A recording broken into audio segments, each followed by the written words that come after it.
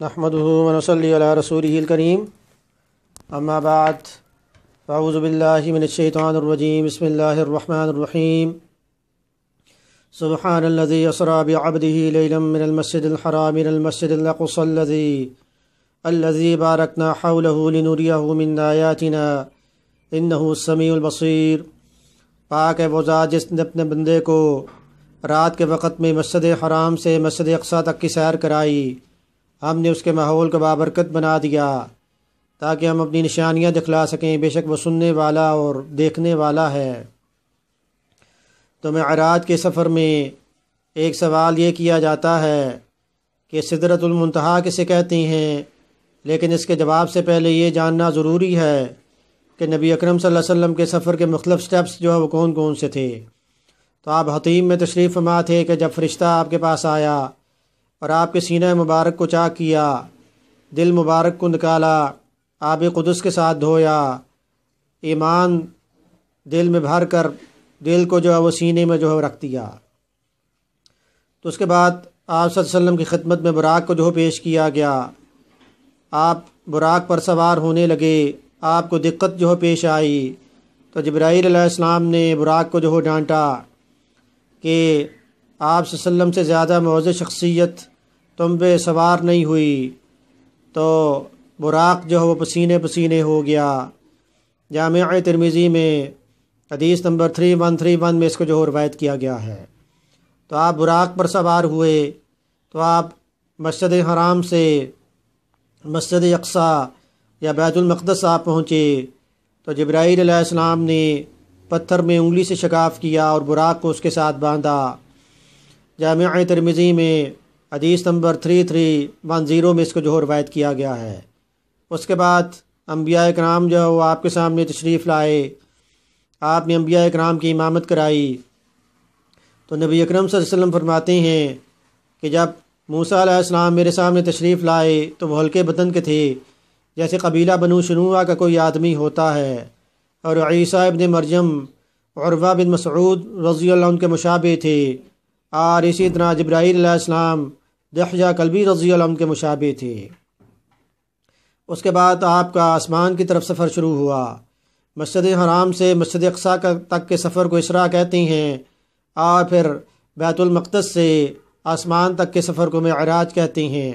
تو پہلے آسمان پر آپ کی ملاقات آدم علیہ السلام سے ہوئی، دوسرے آسمان پر آپ کی ملاقات عیسیٰ علیہ السلام اور یحییٰ علیہ السلام سے جو خالہ زاد بھائی ہیں ان سے ہوئی، اور تیسرے آسمان پر آپ کی ملاقات یوسف علیہ السلام سے ہوئی، چوتھے آسمان پر آپ کی ملاقات ادریس علیہ السلام سے ہوئی، پانچویں آسمان پر آپ کی ملاقات ہارون علیہ السلام سے ہوئی، چھٹے آسمان پر آپ کی ملاقات موسیٰ علیہ السلام سے ہوئی، ساتویں آسمان پر آپ کی ملاقات ابراہیم علیہ السلام سے ہوئی۔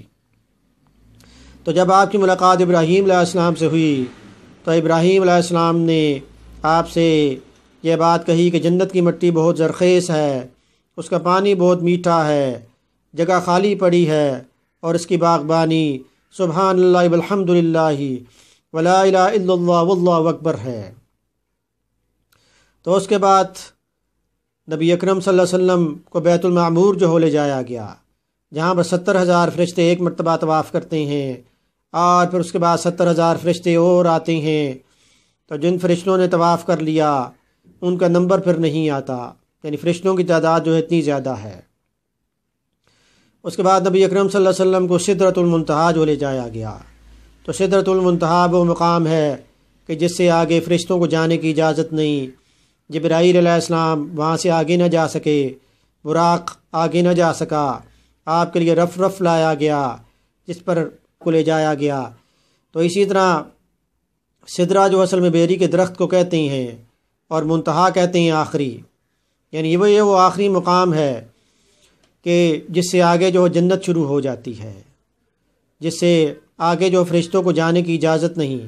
اور یہ وہ آخری مقام اس کو اس وجہ سے بھی کہتے ہیں کہ اللہ پاک کی طرف سے جو احکامات آتے ہیں وہ سدرۃ المنتہا تک تو آتی ہیں، اس کے بعد فرشتوں کے سپرد یہاں سے کر دیے جاتے ہیں، اور فرشتے جو اعمال زمین سے لے کے آتے ہیں وہ سدرۃ المنتہا تک لے کر آتے ہیں۔ اس کے بعد اعمال کے آگے جانے کے لیے اور سلسلہ ہے۔ تو سدرۃ المنتہا پہ آپ نے جبرائیل علیہ السلام کو اصلی صورت میں دیکھا۔ آپ نے زندگی میں 2 مرتبہ جبرائیل علیہ السلام کو ان کی اصلی شکل میں دیکھا۔ ایک مرتبہ ججات جو مکہ کا محلہ ہے وہاں پر آپ نے افق کے مقام پر آپ نے دیکھا۔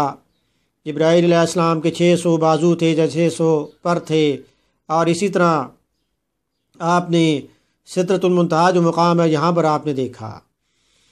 تو سدرۃ المنتہا یعنی بیری کا درخت کہ جس کے پھل کا مشاہدہ جب آپ نے کیا تو وہ مقامی حجر کے مٹکوں کی طرح جو بڑے بڑے تھے، اور اس کے پتے جو تھے وہ ہاتھی کے کان کی طرح تھے، اور اس کی جڑ سے 4 نہریں جو جاری ہوتی تھیں، 2 نہریں جو جنت کی طرف چلی جاتی اور 2 نہریں نیل اور فرات کی طرف جو چلی جاتی ہیں۔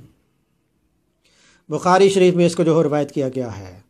اور اسی طرح نبی اکرم صلی اللہ علیہ وسلم کو اللہ پاک نے جو وہ 3 تحفے دیے، پہلا 5 نمازوں کا تحفہ، دوسرا سورۃ البقرہ کا آخری رکوع، اور تیسرا یہ کہ آپ کی امت میں سے جو شرک نہیں کرے گا اس کے بڑے بھیانک گناہ جو ہے وہ بھی معاف کر دیے جائیں گے۔ جامع ترمذی میں اس کو جو ہے روایت کیا گیا ہے، اور حدیث کا نمبر ہے 3276۔ اور اسی طرح نبی اکرم صلی اللہ علیہ وسلم کی خدمت میں پھر 3 پیالے پیش کیے گئے، دودھ، شہد اور شراب کا پیالہ۔ تو آپ نے دودھ کو جو پسند کیا۔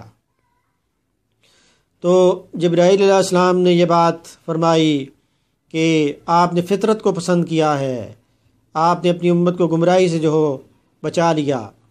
تو اسی طرح مسلم شریف کی روایت کے مطابق یعنی بیت المقدس میں بھی آپ کو جو ہے وہ 2 پیالے آپ کے سامنے پیش کیے گئے، تو آپ نے وہاں پر بھی دودھ کو جو پسند کیا۔ تو یہ پیالے جو وہ 2 مرتبہ جو آپ کی خدمت جو پیش کیے گئے۔ تو اس کے بعد پھر آپ نے جنت کے نظارے بھی دیکھے۔ نبی اکرم صلی اللہ علیہ وسلم نے فرمایا، میں نے جب جنت میں جھانک کر دیکھا تو وہاں پر مجھے کثیر تعداد غریب لوگوں کی دکھائی دی گئی، اور جب میں نے جہنم میں دیکھا تو وہاں پر کثیر تعداد عورتوں کی تھی۔ بخاری شریف میں اس کو جو روایت کیا گیا ہے۔ اسی طرح آپ آگے بڑھے تو آپ نے کسی کے قدموں کی ہاٹ آپ نے سنی، تو آپ نے چاروں طرف دیکھا، تو پھر جبرائیل علیہ السلام نے آپ سے یہ کہا کہ یہ تو آپ کے غلام حضرت بلال حبشی رضی اللہ عنہ ہیں جو مکے کی گلیوں میں چل رہے ہیں، اور اللہ پاک ان کے چلنے کی آواز عرش کی بلندیوں پہ سنا رہے ہیں۔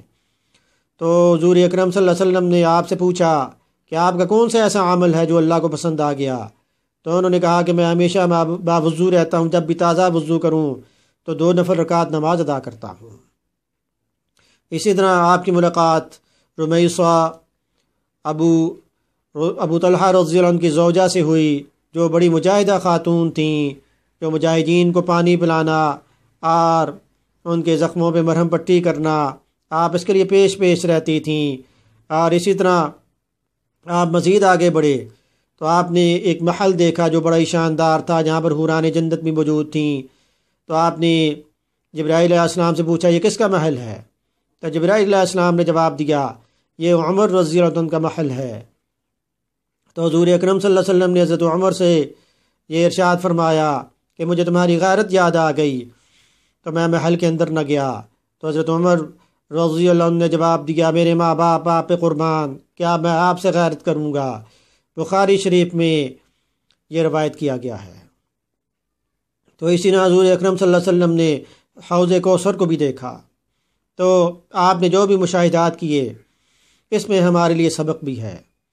جیسے ابراہیم علیہ السلام کے مکالمے سے یہ بات پتہ چلتی ہے بھی ذکر اللہ زیادہ کرنا چاہیے۔ بلال حبشی رضی اللہ عنہ کے واقعے سے پتہ چلتا ہے کہ نوافل فرائض کے ساتھ نوافل بھی زیادہ ادا کرنے چاہیے۔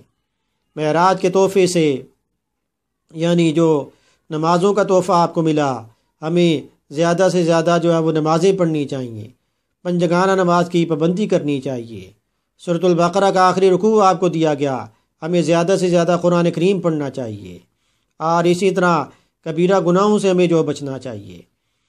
تو جتنے بھی نبی اکرم صلی اللہ علیہ وسلم کے یہ جنت اور جہنم کے نظارے ہیں، اس میں ہمارے لیے عبرت ہے، ہمیں اپنی زندگیوں کو جو سنوارنا چاہیے۔ تو سدرۃ المنتہا جب آپ تشریف لے گئے، وہاں سے آگے جبرائیل علیہ السلام نہ جا سکے، تو یہ بھی نبی اکرم صلی اللہ علیہ وسلم کی شان ہے کہ آپ ہی وہاں سے آگے جا سکے۔ جلتے ہیں جبرائیل کے پر جس مقام پر، اس کی حقیقتوں سے شناسا تمہیں تو ہو، دل جس سے زندہ ہے وہ تمنا تمہیں تو ہو، ہم جس میں بس رہے ہیں وہ دنیا تمہیں تو ہو، پھوٹا جو سینہ شب تار الس سے، اس نور اولی کا اجالا تمہیں تو ہو۔ تو ویڈیو سننے کے بعد اس کو آپ شیئر بھی کریں تاکہ ہمارے لیے صدقہ جاریہ بن جائے۔ اللہ پاک عمل کی توفیق عطا فرمائے۔ وما علینا الا البلاغ المبین۔